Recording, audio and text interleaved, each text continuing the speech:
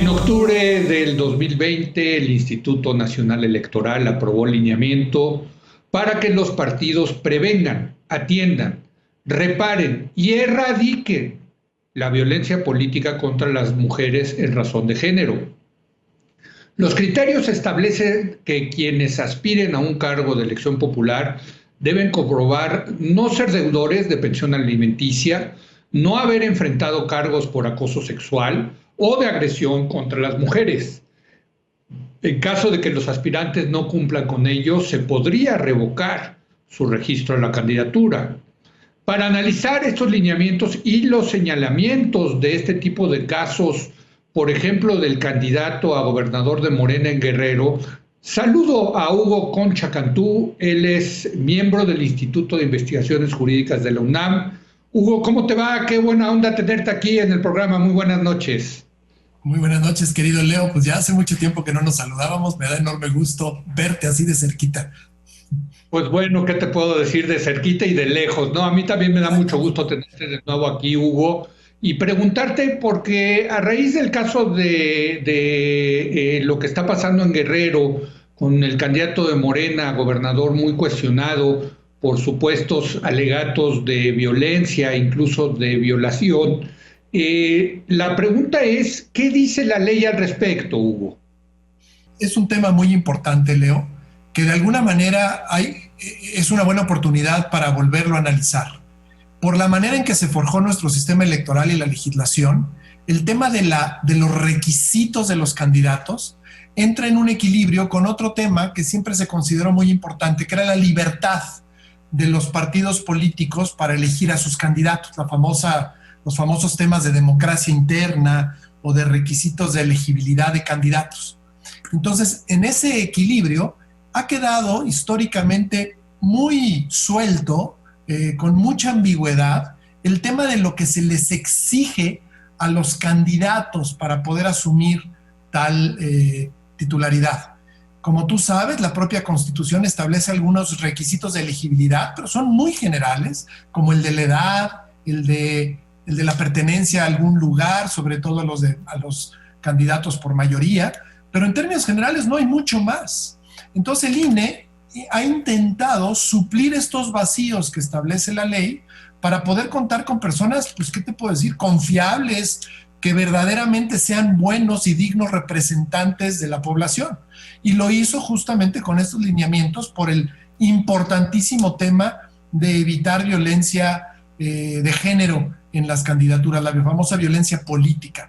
Pero yo te puedo decir, si volteamos a ver, a los candidatos no se les exige normalmente sus declaraciones de impuestos, no se les exige tampoco presentar sus declaraciones patrimoniales para todos aquellos que han ocupado cargos públicos. Entonces, la verdad de las cosas es que lo que hemos tenido es un enorme vacío, querido Leo, en torno a lo que se les exige a los candidatos, porque se le da mucha libertad a los partidos políticos para que establezcan sus procedimientos y, en su caso, para que establezcan mayores requisitos y registrar a sus candidatos de los que la ley establece, que son súper amplios, ¿no?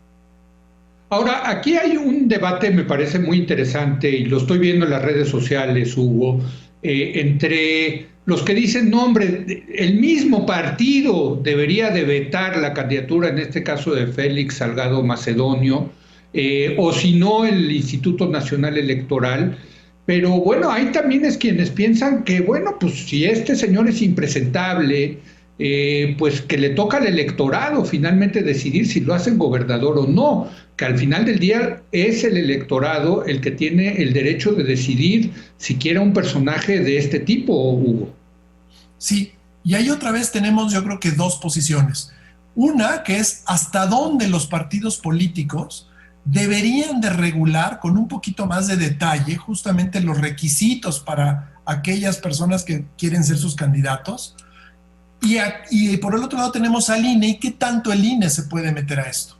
Yo creo que el INE, en los lineamientos que tú mencionabas, en estos particulares en materia de género y para prevenir la violencia política de género, pues avanzó hasta donde pudo, pero al final del día es una autoridad y como autoridad solo puede determinar o establecer criterios que no den lugar a duda. No es el INE el que tiene que ir más allá. Entonces yo creo que el INE puso justamente que si hay ya procedimientos y sentencias establecidas, consignadas o sanciones, pues efectivamente, y creo que genera tres escenarios distintos, no se podrá tomar esas candidaturas, pero el INE difícilmente puede ir más allá.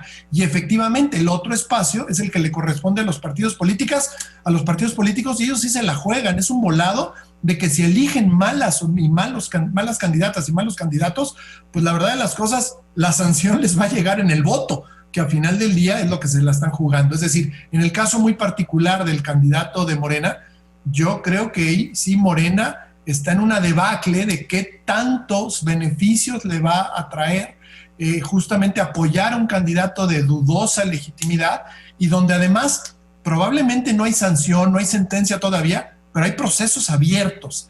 A lo mejor ahí era el siguiente escalón que se podía dar y establecer justamente que si hay procedimientos de investigación, que si hay procesos abiertos, hasta que estos no terminen, no se debería conceder un registro, ¿no? Eso podría ser una hipótesis para avanzar o tratar de avanzar un poquito más. Pero a ver, o sea, hay el senador, ahora candidato Salgado Macedonio, está enfrentando estos cargos, pero pues ahí aplica la presunción de inocencia. Digo, yo no quiero aquí en este espacio defender a Félix Salgado Macedonio, él tiene los medios para defenderse solito, ¿no? Pero pues de acuerdo a la ley mexicana, él es inocente hasta que no se le compruebe lo contrario. Totalmente. Por eso te digo que la autoridad yo creo que dudosamente podría establecer más de lo que ya estableció.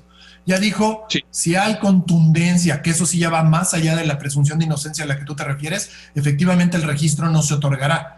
Pero si no la hay, queda esa cancha libre de plena libertad y plena presunción de inocencia, o que el partido político, porque sabe que lo que se está jugando es a final del día su propia credibilidad y su propia posibilidad de obtener los votos que quiere de la población, pues podría avanzar un poquito más en esos requisitos y decir, mira, hasta que tus procedimientos no estén determinados, no te vamos a dar el registro. No te estoy inhabilitando, no te estoy negando que más adelante lo puedes tener. Nada más que yo como partido político pongo ese requisito adicional porque también lo que yo me estoy jugando es mi nombre. Claro, nos cuesta un poco trabajo pensar que los partidos políticos en México están muy preocupados por su nombre.